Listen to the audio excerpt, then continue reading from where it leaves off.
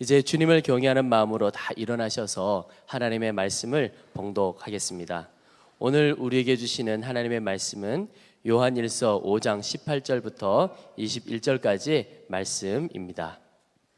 하나님에게서 태어난 사람은 누구든지 죄를 짓지 않는다는 것을 우리는 압니다. 하나님에게서 태어나신 분이 그 사람을 지켜주심으로 악마가 그를 해치지 못합니다. 우리가 하나님에게서 났다는 것을 우리는 압니다. 그런데 온 세상은 악마의 세력 아래 놓여 있습니다. 하나님의 아들이 오셔서 그 참되신 분을 알 수 있도록 우리에게 이해력을 주신 것을 우리는 압니다. 우리는 그 참되신 분, 곧 하나님의 아들 예수 그리스도 안에 있습니다. 이분이 참 하나님이시요 영원한 생명이십니다. 자녀된 이 여러분은 우상을 멀리하십시오. 저는 이제 요한일서 마지막 설교를 하게 됩니다. 요한일서 자체가 굉장히 귀한 성경입니다. 요한 사도가 성령의 감동하심으로 이 요한일서를 쓰면서 말씀하려 하셨던 핵심은 예수님은 지금도 살아계시고 우리와 만나주시고 우리와 사귐을 갖는 분이라는 겁니다. 우리가 예수님을 이렇게 믿게 되면 그러면 우리 안에 형편과 상황을 초월한 큰 기쁨이 차고 넘치게 된다는 겁니다. 예수 믿는 삶 자체가 환경, 여건 상관없는 큰 기쁨의 삶입니다. 1장 4절에 우리가 이 글을 쓰는 것은 우리 서로의 기쁨이 차고 넘치게 하려는 것입니다. 저는 오늘 이 마지막 설교 때 아직도 이 요한일서를 통해서 그런 은혜를 받지 못하신 분들이 계시다면 오늘 다 그런 은혜를 누리게 되기를 축복합니다. 우리가 예수님과 살아있는 교제를 나누는, 우리 안에 오신 예수님을 내가 알고 그리고 그 예수님과 동행하는 삶을 살게 되면 두 가지 삶이 특징이 생기는데, 하나는 거룩한 삶을 살게 되고 또 하나는 형제를 사랑하는 삶을, 사랑만 하며 사는 삶을 살게 됩니다. 이건 정말 놀라운 일입니다. 여러분이 예수님을 제대로 믿는지 안 믿는지의 기준은 둘입니다. 하나는 예수님을 정말 믿었고 속죄함을 받았고 예수님을 마음에 모시고 산다면 거룩한 삶을 살고 사랑만 하며 살게 됩니다. 히브리서 12장 14절에 모든 사람과 더불어 화평하게 지내고 거룩하게 살기를 힘쓰십시오. 거룩해지지 않고서는 아무도 주님을 뵙지 못할 것입니다. 모든 사람과예요. 모든 사람과 화평하게 지내고 거룩하게 사는 것이 예수님을 만나 뵙는 조건입니다. 그리고 지금 예수님을 모시고 사는 사람의 특징입니다. 요한일서 3장 10절에 이러므로 하나님의 자녀들과 마귀의 자녀들이 드러나나니 무릇 의를 행하지 아니하는 자나 또는 그 형제를 사랑하지 아니하는 자는 하나님께 속하지 아니하니라. 그러니까 의롭게 살지 않는 사람, 죄 짓지 않고 정말 의롭게 살지 않는 사람 또는 형제를 사랑하지 않는 사람은 마귀의 자녀라는 거예요. 오늘 하나님께서 이 말씀이 여러분에게 그대로 믿어지고 누려지게 되기를 원하는 것입니다. 이 요한 사도가 안타까워서 지난번 시간에 하셨던 말씀이 그리스도인들 중에 죄에 빠진 사람이 생긴 겁니다. 죄에 빠진 성도가 생긴 거예요. 요한 사도에게 있어서는 이것은 정말 있을 수 없는 일이었습니다. 지난 시간에 요한 사도가 그러나 죄에 빠진 성도가 만약에 있다면 그러면 기도하라, 그를 위해 기도하라 그랬어요. 그러면 하나님께서 그를 다시 그 죄에서 건져주셔서 온전한 삶을 살게 해주실 것이라. 근데 요한 사도는 이 말씀을 기도의 능력에 의지해서 하시기도 했지만 우리가 무엇이든지 하나님의 뜻대로 구하면 하나님은 반드시 들어주신다, 그 능력에 의해서 기도하라고도 했지만 요한 사도가 말씀하신 또 하나의 의도는 죄 짓는 성도를 보면 비난하고 판단하고 정죄하지 말라, 기도를 해주라는. 교회가 영적으로 온전한 교회가 아닌 경우에는 성도들 사이에 또는 교회 안에 어떤 죄의 역사가 나타나면 기도는 안 하고 기도해 주지는 않으면서 비난하고 지적하고 정죄하는 일이 벌어집니다. 여러분 중에 그런 일이 보이거든 이게 뭐가 잘못되었는지를 정확히 아셔야 합니다. 먼저 기도하라. 하나님도 우리를 지옥에서 구원해 주시려고 독생자를 주시고 예수님은 십자가에 달려 피 흘려 주시기까지 하셨는데 우리가 다른 사람의 죄에 대해서 지적하고 비난하고 정죄하면 말이 되겠습니까? 하나님의 자녀라고 할 수 있겠습니까?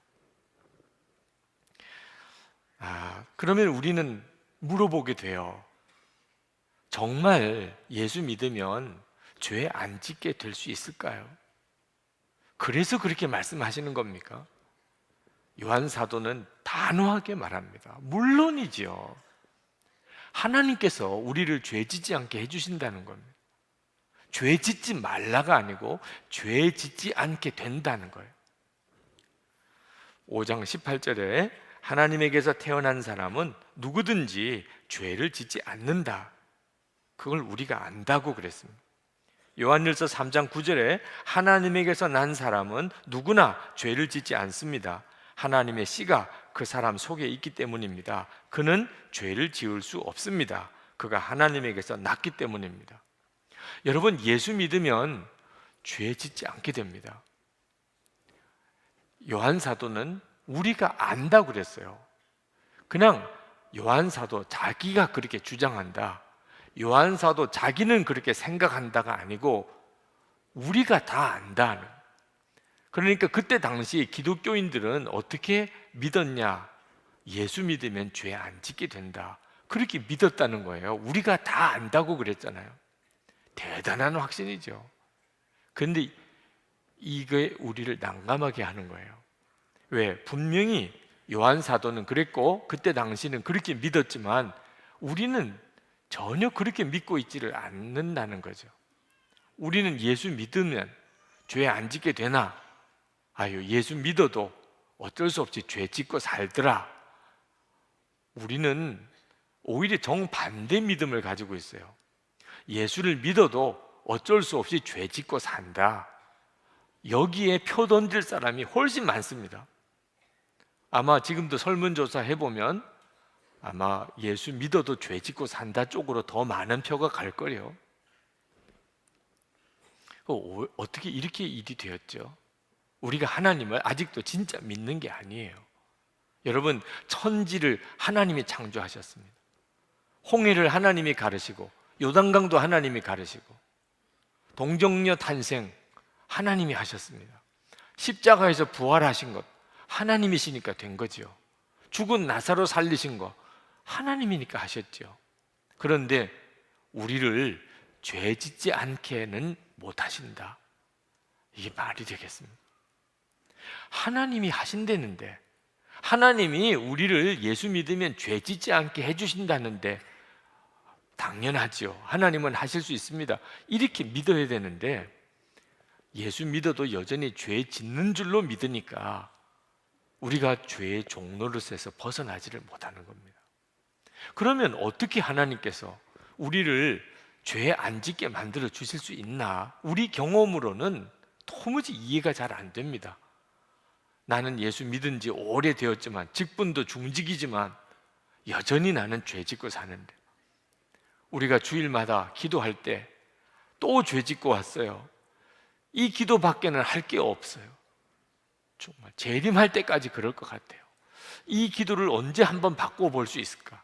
그게 우리의 삶의 경험이니까 우리는 도무지 잘 안 믿어지는 거예요. 그런데 오늘 하나님께서 말씀의 진리로 우리에게 지적하시고 깨우쳐 주셔요. 안 믿을 수가 없게 만들어 주세요. 어떻게 도대체 예수 믿으면 죄를 안 짓게 된다는 것인가? 하나님께서 이스라엘 백성들이 하도 하나님의 율법을 어기고 사니까 나중에는 하나님이 직접 이스라엘 백성이 하나님의 율법을 온전히 지키고 살게 해주시겠다고 하나님이 작정을 하셨어요. 하나님이 그렇게 살게 해주시겠다. 그걸 에스겔에게 예언하게 하셨어요. 에스겔서 36장 26절에서 27절 말씀에 보면 하나님이 에스겔에게 놀라운 약속을 주십니다. 그것은 하나님이 친히 우리를 모든 더러운 것에서와 모든 우상 숭배에서 정결하게 할 것이며 새로운 영, 하나님의 영이죠. 새로운 영으로 우리 안에 오셔서 새 마음을 주시고 육신에서 굳은 마음을 제거하고 부드러운 마음을 주시겠다는 것입니다. 마음이 바꿔져 버렸어요. 마음이 바꿔지면 삶이 바꿔지는 거 아십니까? 삶이 왜 안 변하나? 마음이 안 바꿔졌으니까 삶이 안 변하는 거예요. 하나님의 말씀대로 살고 싶고 죄는 너무너무 싫으면 누가 죄 지을 사람이 있겠습니까? 하나님이 우리 안에 새로운 영으로 성령으로 오셔서 우리 속마음을 뒤집어 놓으시겠다는, 그리고 너로 내 율례를 행하게 하리니 너희가 내 규례를 지켜 행하게 될 것이라. 하나님이 우리 속마음을 뒤집으셔가지고 하나님의 말씀대로 살게 해주시겠다는 거예요. 하나님이 그렇게 예언하셨어요. 그리고 이 예언이 예수님의 십자가와 그리고 부활 이후에 성령이 우리 안에 오심으로 이루어졌어요. 모든 예수 믿는 성도들 안에 성령이 이 에스겔 예언처럼 우리 안에 오셨습니다. 성령님이 오셨어요. 예수님이 오신 거죠. 예수님이 우리 안에 오셨기 때문에 예수님이 우리를 지키십니다. 악한 자가 우리를 만지지도 못하게 하세요. 죄짓게 못하게 하신다. 18절 하반절에 하나님에게서 태어나신 분이 그 사람을 지켜주심으로 악마가 그를 해치지 못합니다. 이것이 예수 믿는 사람의 실상입니다.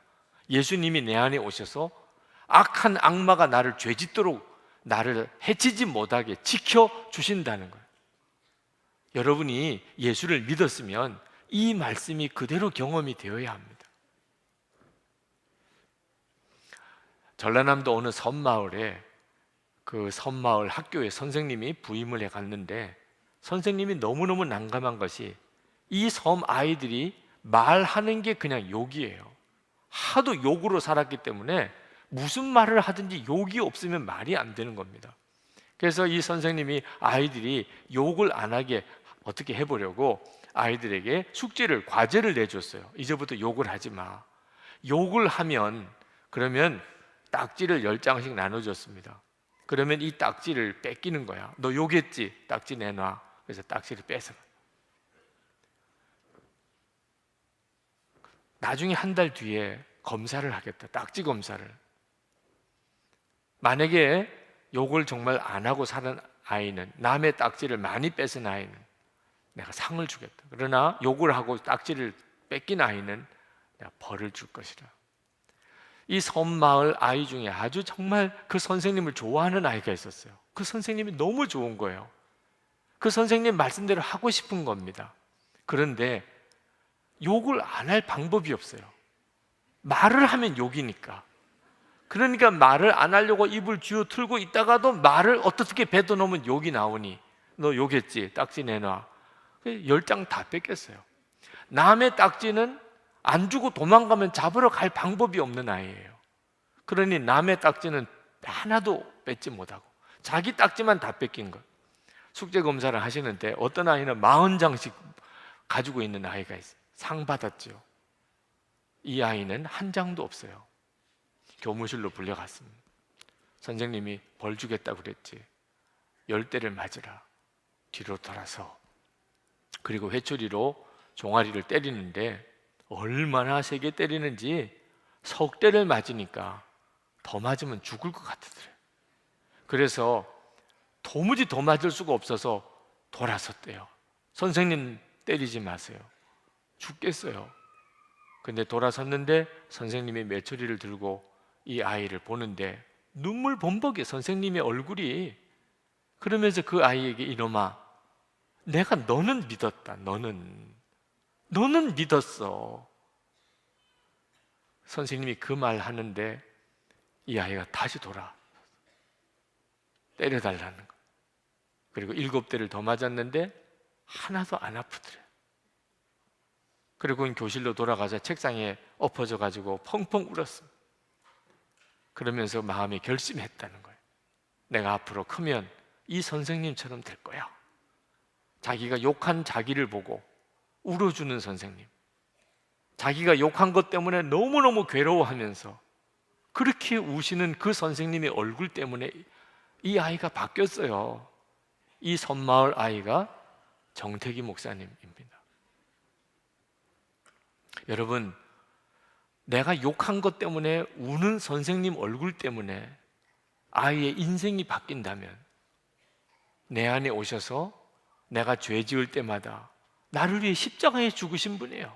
겟세마네 동산에서 그렇게 통곡하고 우시고 십자가에서 죽으신 그 주님이 내가 죄 지을 때마다 얼마나 고통스러워, 그것 때문에 얼마나 아파하고 애통하시는가를 여러분이 진짜 안다면, 그 예수님이 정말 내 안에 오신 그 주님이시는 걸 여러분이 정말 안다면,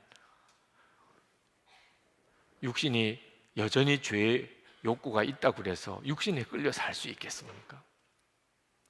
우리를 죄 짓지 않게 하시는 하나님의 방법은 예수님 그분이 우리 안에 직접 오신 겁니다. 우리가 그 예수님을 알게 되는 거예요. 우리가 죄 지을 때마다 주님의 아픔을 실제로 겪게 된다면 여기에 죄 지을 사람 아무도 없습니다. 절대로 예수 믿으면 저절로 죄 안 짓게 된다는 말 아닙니다.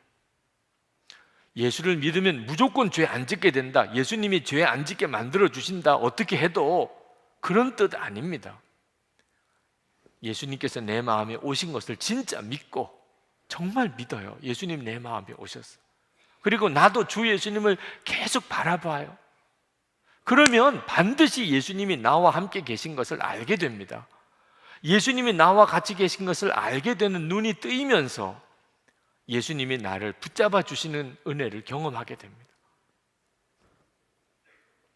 빌립보서 2장 12절에 항상 복종하여 두렵고 떨리는 마음으로 주님을 바라보라고 그랬어요.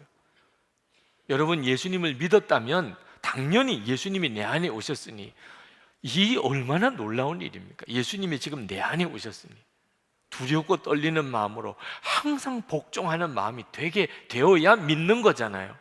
예수님 내 안에 오시라고 내가 영접합니다. 여러분, 예수 믿는 사람들은 다 주님 모시고 사는 사람입니다. 그게 진짜라면 그때부터 주님은 나를 지키십니다. 악한 자가 나를 만지지도 못하십니다. 신학생 제자훈련 때 어느 전도사님께서 상담을 하는데, 목사님, 저는 제 마음에 음란함이 너무 강하고 교만한 마음이 너무 강합니다. 이런 마음이 내 마음에 있는데 내가 결혼해도 되나요?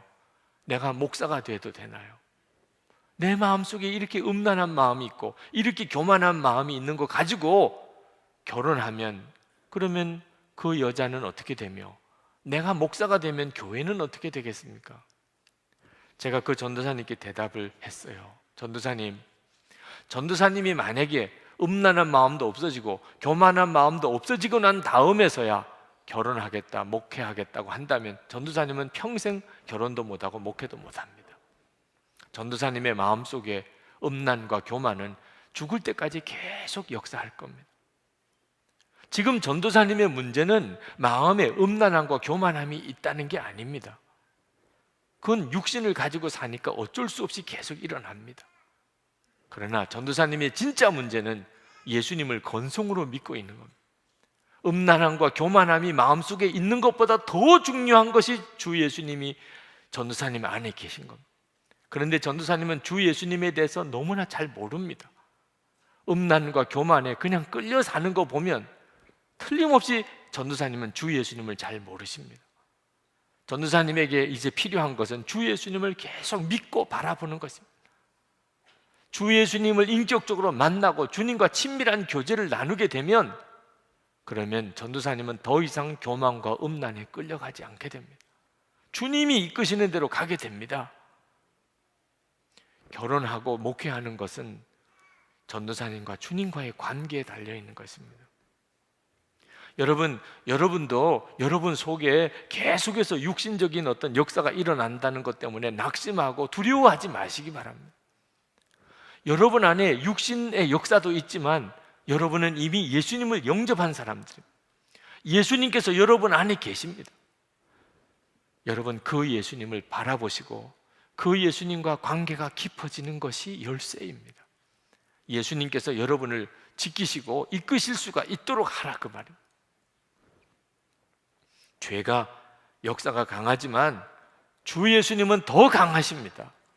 우리를 능히 죄와 마귀의 손에서 지켜주실 수 있는 분이십니다. 팀 한셀이라고 하는 유명한 교육자가 리더십이라는 책에서 10년 만에 만난 친구 이야기를 했습니다. 10년 전에도 그는 참 성실한 그리스도인이었는데 10년 만에 다시 만났는데 그저 성실한 사람이라는 게 아니고 충만한 사람이 되어 있는 겁니다. 정말 충만해요. 기쁨이 충만하고 얼굴에 힘이 있어요. 말에 힘이 있어요. 당신 지난 10년 동안 무슨 일이 있었습니까? 좀 말을 좀 해주세요. 저 뭐 특별한 게 있는 건 없지만 제가 로마서에서 큰 은혜를 받았습니다. 그 로마서를 읽으면서 내가 죄인인 것과 그리고 또 내 안에 성령님이 계시는 것을 깨달았습니다.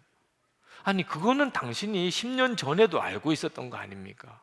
물론입니다. 제가 10년 전에도 내가 죄인인 것과 성령님이 내 안에 계신 것을 알고는 있었습니다. 그러나 나는 죄를 극복하지 못했습니다. 나는 알고도 계속 죄를 짓고 살았습니다. 그것 때문에 좌절하고 낙심하고 살았습니다. 그런데 이번에 로마서를 읽으면서 내가 전혀 새로운 눈이 열렸습니다. 하나는 나는 이전에도 죄인이었고 지금도 죄인이고 앞으로도 죄를 지을 수밖에 없는 그런 사람이라는 것을 성경을 통해서 분명하게 알았습니다. 그전에는 내가 죄를 지을 때마다 크게 낙심했습니다. 좌절했습니다. 그러나 이제는 그걸 그냥 받아들였습니다. 나는 육신을 가지고 있기에 계속 죄가 일어나는 것을 그냥 받아들였고 하나님께 고백했습니다. 하나님, 저는 이런 죄인입니다.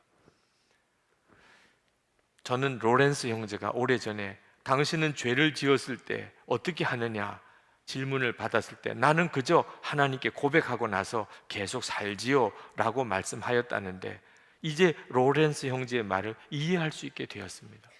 내가 죄를 짓는 것 때문에 내가 몸부림치고 괴로워하고 그리고 내 가슴을 쥐어뜯으면서 죄책감 때문에 울고불고 하지 않습니다. 나는 그런 사람입니다. 그런데 그것만 아니고 더 놀라운 사실이 내 안에 죄만 있는 것이 아니라 주님이 내 안에 오셔서 내 안에서 역사하신다는 것입니다. 만약에 내게 어떤 선한 열매가 나온다면 그것은 전적으로 주님이 하신 것입니다. 저는 그 후부터 나를 통해서 주님이 어떻게 역사하신가를 지켜보는 재미로 살고 있습니다. 나는 그저 주님이 하시는 일에 감사하고 놀라고 기대하는 것뿐입니다. 전에는 나는 나의 죄성을 바라보며 낙심에 빠져 살았지만 그러나 이제는 예수님을 영접하고 난 다음에 내 안에 역사하시는 주님을 바라보고 삽니다. 이제 나는 항상 내 삶에 역사하시는 주님을 보고 있습니다. 이것은 일시적인 감정이 아닙니다. 정말 생생한 사실이고 끊임없이 일어나는 사건입니다. 팀 한셀이 거기에 썼어요. 내 친구는 변화되었습니다. 나쁜 사람에서 좋은 사람으로 변화된 게 아니고 좋은 사람에서 놀라운 사람으로 바뀌었습니다. 여러분, 이것은 모든 그리스도인에게 일어나는 일입니다. 만약에 여러분에게 이런 일이 일어나고 있지 않다면 예수님과 여러분 사이에 관계의 문제가 있기 때문에 예수님은 이미 여러분에게 오셨지만 전적으로 주님을 바라보는 삶을 살지 못했기 때문에 주님이 여러분에게 이런 변화를 일으키지 못하고 계신 것입니다. 여러분 게임 좋아하십니까? 스포츠 좋아하십니까? 이번 동계올림픽 때문에 속상하십니까? 여러분 드라마 좋아하십니까? 그러면 이번에 게임 해도 좋고 드라마 봐도 좋은데 그걸 바꿔보십시오. 죄 짓지 않는 게임을 하는 것입니다. 게임 좋아하시는 분, 죄 짓지 않는 게임을 해보십시오. 드라마 좋아하시는 분, 죄 짓지 않는 드라마를 한번 살아보시기 바랍니다. 진짜 게임을 하는 거예요. 진짜 드라마의 주인공이 되시는 겁니다. 죄 짓지 않는 것을 한번 게임처럼 한번 즐겨보세요. 흥미롭습니다. 주님은 나를 정말 죄 짓지 않게 만드실 수 있을까? 한번 해보세요. 정말 죄 짓지 않는 이런 삶, 사랑만 하며 사는 삶이 내게 일어날 수 있을까? 그 드라마의 주인공이 되어 보시란 말이에요. 우리에게 필요한 것은 주 예수님을 바라보는 것뿐이에요. 내가 하나님의 자녀가 되었다는 사실을 분명히 아는 것뿐입니다. 19절에 우리가 하나님에게서 났다는 것을 우리는 압니다. 우리는 사람이 달라졌어요. 하나님에게서 난 사람들입니다. 세상의 사람이 똑같지 않습니다. 예수님이 우리 안에 계신 것이 증거죠. 이 세상은 그렇지 않습니다. 19절 하반절에 이 세상은 악마에게 속해 있습니다. 온 세상은 악마의 세력 아래 놓여 있습니다. 악마가 이 세상에 무슨 일을 할까요? 사람들 죄짓게 만드는 일을 합니다. 그게 악마의 일이에요. 그러므로 여러분 예수 믿고도 죄짓는 삶을 사는 것은 심각한 것입니다. 예수님은 그 악마의 일을 멸하려고 오셨어요. 요한일서 3장 8절에 죄를 짓는 사람은 악마에게 속해 있습니다. 악마는 처음부터 죄를 짓는 자이기 때문입니다. 하나님의 아들이 나타나신 목적은 악마의 일을 멸하시려는 것입니다. 여러분에게 예수님이 오신 것은 죄 짓지 않게 하시려고 오신 거예요. 그 사실을 진짜 믿으세요. 그리고 주 예수님을 정말 바라보세요. 예수님이 여러분 안에 계신 것 다 알 수 있습니다. 우리는 예수님을 영접한 사람은 예수님이 내 안에 오신 것을 다 알게 돼 있어요. 20절 말씀에 보면 하나님의 아들이 오셔서 그 참된 분을 알 수 있도록 우리에게 이해력을 주신 것을 우리는 압니다. 우리는 그 참되신 분, 곧 하나님의 아들 예수 그리스도 안에 있습니다. 이분이 참 하나님이시요 영원한 생명이십니다. 여러분이 이 설교를 알아들을 수 있다면, 제가 드리는 말씀이 여러분의 인식 속에 알아들어진다면 그건 성령님의 역사입니다. 만약에 도무지 무슨 말인지 못 알아들으시는 분들은 전도를 받으십시오. 오늘 교회까지 오셨지만 무슨 설교인지 못 알아들으시는 분들은 아직 성령께서 여러분 안에 계시지 않아서 알게 못 해주시는 겁니다. 그러니 여러분이 먼저 예수님을 영접하셔야 됩니다. 죄를 회개하고 예수님을 영접하면 여러분 안에 예수님이 오셔서 이 구원의 놀라운 진리와 복음을 알아듣게 해주신다고 하셨지 않습니까? 요한 사도는 드디어 요한일서 마지막 부분에 이제 옵니다. 이제 마지막 구절 하나가 남았습니다. 21절, 자녀된 이 여러분, 여러분은 우상을 멀리 하십시오. 이 구절은 이제 성경 맨 마지막에 나오는 구절 중에 하나입니다. 이 요한일서는 성경 중에서 맨 마지막에 기록된 성경 중에 하나입니다. 그 성경 중에 맨 마지막 구절입니다. 요한 사도는 이제 100세가 가까워서 이미 죽을 때가 되신 분입니다. 정말 마지막에 하고 싶은 말, 마지막으로 남겨주고 싶은 말씀이 이 말씀이에요. 우상을 멀리 하십시오. 아니, 요한 사도는 왜 갑자기 맨 마지막에 이런 이야기를 했을까? 그때 당시 기독교인들은 우상을 숭배했을까? 신상을 가지고 점을 치러 다니고 신전 출입을 하고 그랬을까? 그런 기록이 거의 없어요. 초대교회 당시 교인들이 점치고 귀신 섬기고 그리고 신상을 가지고 있었던 이런 일에 대한 기록이 거의 없습니다. 그런데 왜 요한 사도는 마지막에 우상을 멀리하라는 말씀으로 마치는 것일까?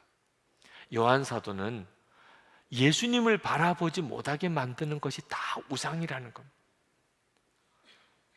예수님이 내 마음에 와 계신데도 예수님을 전혀 생각지 못하고 살도록 만드는 것이 우상이라는 거예요. 우리를 24시간 주님을 바라보지 못하게 만드는 것이 무엇입니까?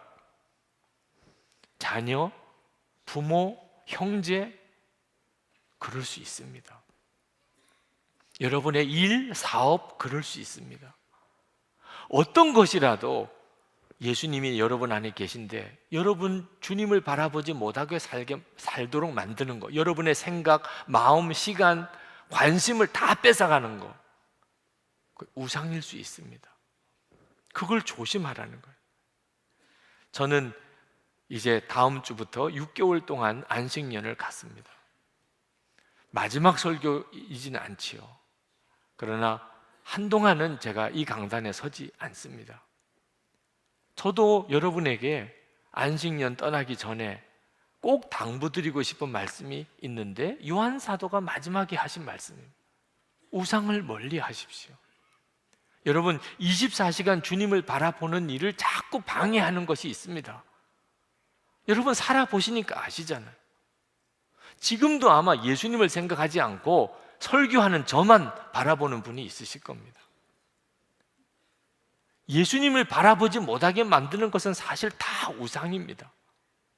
그것 때문에 주님과의 관계가 친밀해지지 않고, 그리고 기쁨이 충만한 삶을 약속받고도 누리지 못하는 겁니다.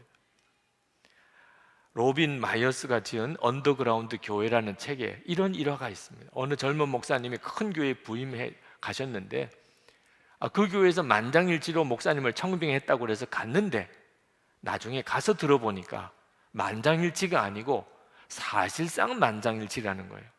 그게 무슨 말씀이냐 그랬더니 243대 2였대요, 투표하는데. 그래서 사실상 만장일치라. 이 목사님이 갑자기 기분이 살짝 나빠지셨어요. 두 사람이 반대하는 사람이 있었단 말입니까? 그렇다고 해서 누굽니까? 라고 물어볼 수는 없고, 그래서 6개월 동안 탐정처럼 누굴까?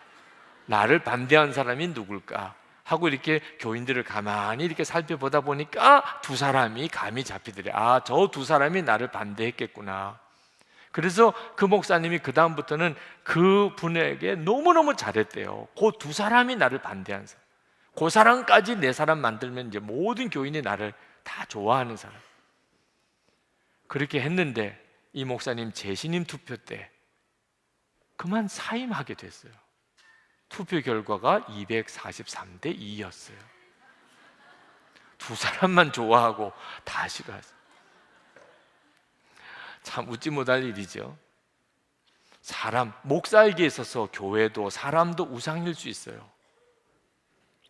갈라디아서 1장 10절에 이제 내가 사람들에게 좋게 하랴, 하나님께 좋게 하랴, 사람들에게 기쁨을 구하랴, 내가 지금까지 사람들의 기쁨을 구하였다면 그리스도의 종이 아니니라. 목사도 그럴 수 있다니까요. 목사도 교회가 우상일 수 있다니까. 목사에게 교인이 우상일 수 있다니까요. 교인도 마찬가지예요. 교인에게도 목사가 우상일 수 있다니까. 예수님을 바라보는데 오히려 목사가 걸림이 될 수가 있다니까. 목사님 안식년 가지면 우리 교회가 괜찮을까요? 걱정하시는 분이 있어요. 목사님 가시면 저는 어디서 은혜 받아요? 또 이렇게 말씀하시는 분도 있어요. 그래서 가야 되는구나 결론이 내려져. 이러다가는 심각하겠구나. 그래서 하나님이 저에게 강단에서 6개월 내려와 이렇게 말씀하신 거구나. 교회와 성도들이 목사를 거치지 않고 얼마든지 주님과 친밀한 교제를 나누고 그것으로 충분할 수 있는데, 여전히 보이는 사람 또는 환경만 의존하니 그러면 진정으로 예수님의 교회가 될 수가 없는 거죠. 저는 주님이 지켜주신다고 하셨으니 두려울 게 없습니다. 저에게도 6개월 동안 어떻게 어디서 뭘 하나, 주님이 지켜주신다고 하셨습니다. 주님이 이끄시는 대로, 주님의 말씀하신 대로 갈 것입니다. 저는 교회도 걱정 안 합니다. 예수님께서 지켜주시는 거예요. 여러분도 걱정 안 합니다. 예수님이 여러분을 지켜주시는 사람이시니까. 여러분 6개월 동안 정말 24시간 예수님을 바라보는 특별한 기회로 삼아 보시는 거예요. 2014년 3월부터 8월 이 기간 동안의 영성 일기는 특별한 일기가 되어야 합니다.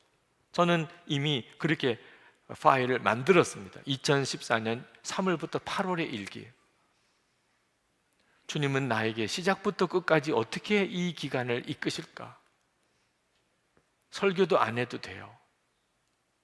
그러니 온전히 주님만 바라보는데 전에는 한 달을 그런 시간을 가졌었어요. 근데 이제는 6개월입니다. 하나님은 요 다음 제 후반전 목회는 어떻게 이끄실지를 기대하게 됩니다. 근데 여러분들에게도 이건 매우 중요한 상황입니다. 도대체 담임 목사 안식년 가 있는 동안 선한목자교회 6개월은 어떨까? 그때 나는 어떨까? 정말 주님은 살아계실까? 역사하실까? 지난번 목회자 워크숍에 갔더니 어느 전도사님이 물으세요. 목사님, 24시간 주님을 바라보고 영성일기 쓰면 이제 끝입니까? 제가 아니라고 그랬어요. 즉시 아니라고 그랬어요. 24시간 예수님을 바라보는 것은 하나님이 우리를 훈련시키고 준비시키시는 겁니다. 그게 끝일 수가 없어요. 그 다음에는 순종입니다. 하나님이 뭘 원하시는지, 주님이 함께 계시는 확신이 우리 안에 생기면 그 다음에는 주님이 우리에게 이렇게 저렇게 막 말씀하실 겁니다. 우리 교회를, 여러분 성도들을 이렇게 이끄실 겁니다. 그러면 그때는 순종입니다. 하나님은 우리를 준비시키셔야 됩니다. 24시간 주님을 바라보는 성도로, 교회로 준비시키셔야 이 교회를 쓰실 수 있고 여러분을 쓰실 수가 있는 거예요. 어느 장로님께서 장로 수련회에 가서 물으셨어요. 목사님은 사랑으로 소문난 교회가 되어야 된다고 하셨는데 구체적으로 무슨 계획이 있습니까? 사랑으로 소문나기 위해서.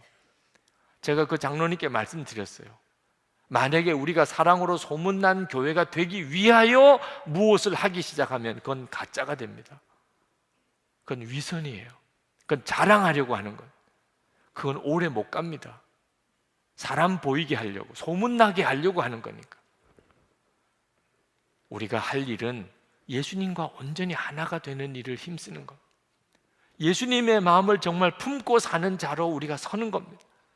24시간 주님을 바라보는 것에서 우리가 훈련이 되면 주님은 우리의 마음에 주님의 뜻을 부어주십니다. 주님이 뭘 원하시는지 그냥 느낍니다. 사랑으로 소문날 계획 없어요. 그냥 주님의 마음을 가지고 했어요. 그랬더니 사람들이 이게 사랑이구나 이렇게 느낀 겁니다. 그것만 진짜예요. 이 6개월은 아마 그런 특별한 훈련의 기간이 될 거라고 믿습니다. 어떤 일이 어떻게 벌어질까? 3월부터 흥미진진해요. 당장 3월 첫째 주일이 궁금해요. 3월 첫째 주일. 담임 목사는 안식년이다. 자, 3월 첫째 주일에 이 3부 예배는 어떨까요? 정말 궁금해요. 그래서 다음 주일에는 제가 어디를 못 가요. 보러 올 수밖에 없어요. 제가 안식년을 가장 잘 보내는 길은 저는 24시간 계속 주님을 바라보는 것입니다. 여러분도 저는 똑같이 한번 해보시자는 겁니다. 이 6개월을 한번 해보세요. 주님 바라보고 매일 영성일기 써보고 나눔 방 통해서 서로 붙들어주고 그렇게 한 달, 두 달, 석 달, 6개월을 한번 해보세요. 속회에서 그리고 소그룹에서 한번 해보세요. 정말 약속대로 주님과 친밀한 인격적인 교제가 되는지, 내가 은밀한 죄를 이길 수 있게 된 건지, 삶이 진짜 뒤집어지고 바뀌어지는 역사가 오는지, 정말 환경 여건 상관없는 충만한 기쁨이 정말 내게 임하는지를, 그건 여러분이 실제로 살아봐야 아는 거잖아요. 그 다음에 6개월 지나서 계속 영성일기 쓰고 주님 바라보는 걸 할지 안 할지는 그때 가서 결정하세요. 주님은 반드시 그렇게 하십니다. 주님이 약속하신 것이고 수많은 증인들이 있습니다. 오늘 이 시간에도 도대체 이게 가능이나 할까? 내 육신을 내가 아는데, 내 마음속에 일어나는 이 모든 욕구와 죄성을 내가 뻔연히 아는데 내가 어떻게 죄에 안 짓고 살 수 있을까? 주님이 하신, 내 안에 오신 주님. 이 시간 기도합시다. 주여, 정말 저를 그리고 이 교회를 주님 온전히 사로잡으소서. 그동안 환경과 여건 탓하고 내 죄성 탓하고 계속 죄에 무너진 삶 살았습니다. 그러나 이제는 주님이 지켜주시니 세상과 죄를, 마귀를 두려워하지 않겠습니다. 주님 바라보는 눈을 더욱 열어주시기를 원합니다. 기도합시다. 은혜와 사랑이 충만하신 아버지 하나님, 놀라우신 하나님의 은혜를 감사합니다. 주여 감사합니다. 주님 사모합니다. 아버지 하나님, 주님의 놀라우신 복음, 우리 안에 오신 주님, 우리의 죄를 사하시고 우리의 생명이 되신 주님, 주님, 이 복음을 실제로 경험하기 원합니다. 실제로 삶에서 분명하게 체험하기 원합니다. 함께 계신 주님, 주님의 역사로 우리의 삶이 뒤바꿔지는, 마음이 완전히 바꿔지는 이 역사, 악한 자가 만지지도 못하는 삶의 변화를 실제로 경험하기 원합니다. 사랑하는 성도들 위해, 사모함에 갈급한 성도들에게 역사하소서. 주님을 바라보려고 그러고 계속해서 주님을 바라보려고 할 때 주께서 응답하소서, 말씀하소서, 임하여 주소서. 주님, 저희들도 변화되고 가족이 달라지고 우리의 삶의 현장이 바꿔지는 역사, 교회가 새로워지고 진정한 주님의 교회가 되고 하나님이 마음껏 쓰시고 역사하시는 교회가 되기를 원합니다. 하나님, 이 6개월을 축복해 주소서. 종에게도, 사랑하는 성도에게도, 또 교회에도 하나님이 함께하는 특별한 기간이 되게 해 주소서. 주님, 오늘도 저희들이 전심으로 주님께 예배했습니다. 우리의 마음을 다하여 하나님께 예물을 또한 주님께 봉헌해 드립니다. 우리의 감사여 주님을 향한 사랑입니다. 오늘 성도들의 위에 주님의 은혜를 충만하게 부어주소서. 이제는 하나님의 자녀다운 삶, 정말 축복의 증인이 되는 삶, 베풀어주고 도와주는 삶 살게 해주소서. 오늘 육신의 병, 마음의 병, 삶의 무거운 짐에서 성도들을 일으켜 주소서. 성령의 역사하심과 십자가의 은혜로 성도들의 삶에 온전한 변화를 일으켜 주소서. 묶인 거 다 풀어주소서. 눌림에서 다 건져주소서. 주님, 가정이 일어나고 자녀들이 복을 받고 기업의 복을 받고 마음껏 나가 사명 감당한 능력 있는 성도들 다 만들어 주시옵소서. 감사합니다. 하나님, 이 민족을 주님께 부탁드렸습니다. 주님, 오늘도 주님께 이 민족을 위해 구합니다. 북한에 있는 동포를 건져주소서. 이 민족의 평화로운 통일을 주소서. 이 일을 감당할 교회가 되게 하시고 성도들이 되게 해주옵소서. 세계 열방의 주의 복음을 전하기 원합니다. 땅끝까지 나가 있는 선교사님들, 또 선교사님들을 보내게 해주소서. 핍박받는 교회를 지켜주소서. 하나님, 주님의 은혜로 위로로 오늘도 함께 해 주옵소서. 주 예수 그리스도 이름으로 축복하며 기도합나이다. 아멘.